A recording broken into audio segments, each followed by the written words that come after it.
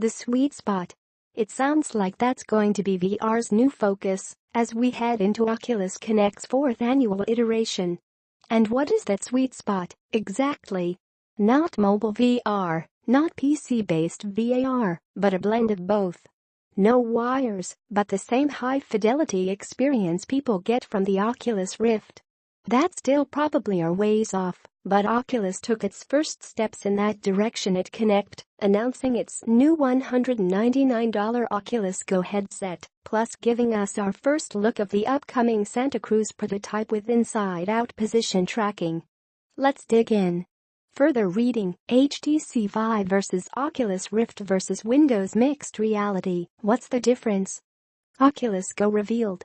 Oculus Go is pretty easy to explain. Imagine Samsung's Oculus-based Gear VR headset, but without needing a separate phone to power the experience. That's it, really. And really that's all Oculus needed. The $99 Gear VR is a great piece of hardware, but its audience was always limited by the pool of people who own a compatible Samsung Galaxy phone. Oculus Go broadens that audience significantly, and at $199 it's set to be one of the cheapest VAR headsets on the market when it releases in early 2018 and without wires tethering you to the PC. Oculus Go also includes built-in audio, which is a definite improvement over Samsung Go. It's not the same oversized on-ear headphones found on the core Oculus Rift, but there is support for spatial audio, and the speakers look like they're built into the headband. I've come to depend on built-in audio for VAR. Its convenience trumps the fidelity, but added clumsiness, of separate headphones. Oculus Go. Now, whether the experience will be as good as PC-centric VR? No way.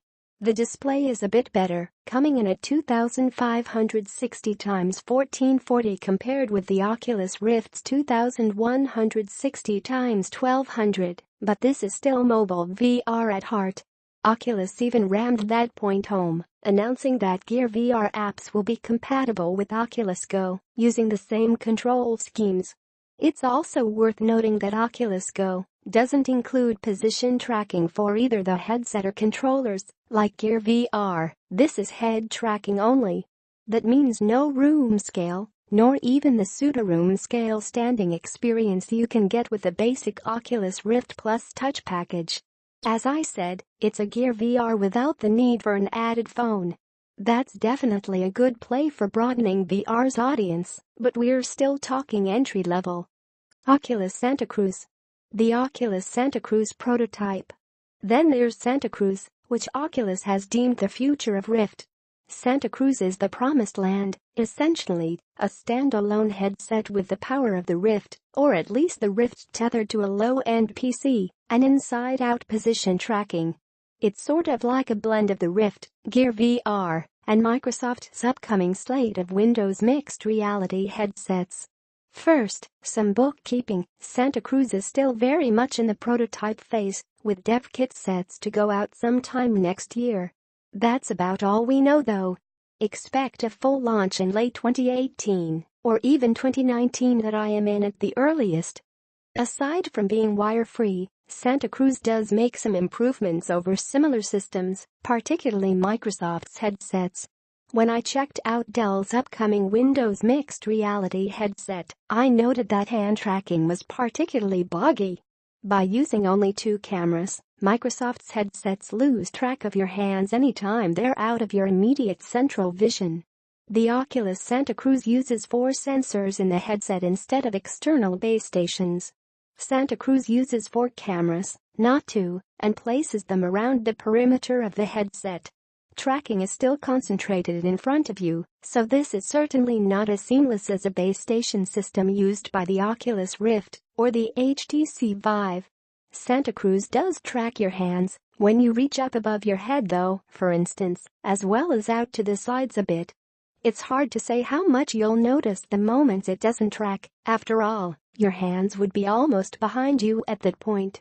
We'll need to get some hands-on time with the unit to test that functionality. Hopefully we can do that here at Connect today, though we're not sure yet whether those prototypes are here on the show floor or not.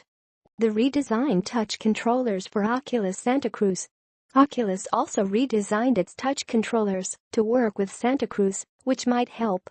The large ring that used to go over your knuckles now protrudes above the thumb, presumably to aid tracking as you move your hands out to the sides or down to your waist.